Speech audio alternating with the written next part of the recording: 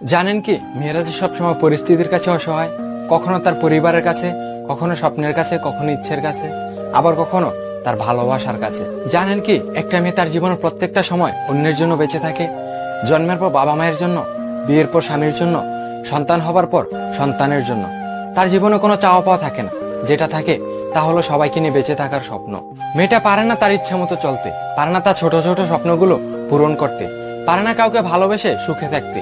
যদি বাবা মায়ের কথা মতো চলে তাহলে সে খুব ভালো ও ভদ্র মেয়ে, আর যদি বাবা মায়ের অবাধ্য হয়ে চলে তাহলে সে খুব খারাপ মেয়ে। ভালোবাসার মানুষের হাত ধরে চলে গেলে ভালোবাসার মানুষটি তার কাছে খুব প্রিয়, অথচ তার কাছে না গিয়ে যদি পরিবারের কথা মতো চলে তাহলে সে স্বার্থপর, বেঈমান, প্রতারক ও বিশ্বাসঘাতক, তাই না?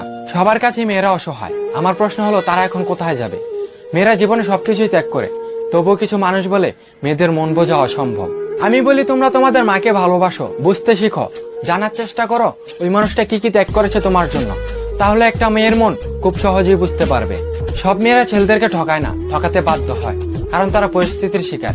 মেয়েদেরকে অসম্মান করবেন না, কেননা আপনি একটা মেয়ের পিতা অথবা ভাই অথবা স্বামী। মেয়েদেরকে একটু সম্মান করবেন, তাহলেই বুঝতে পারবেন একটা মেয়ে কি চায়। ছেলেদেরকে কষ্ট দিতে নয়, বরং তাদেরকে নিয়ে সুখে থাকতে চায়। তাই মেয়েদেরকেও সম্মান দিতে শিখুন, কারণ বেলা শেষে ঘরে ফিরলে তারাই বোন, তারাই স্ত্রী, আবার তারাই মায়ের জান।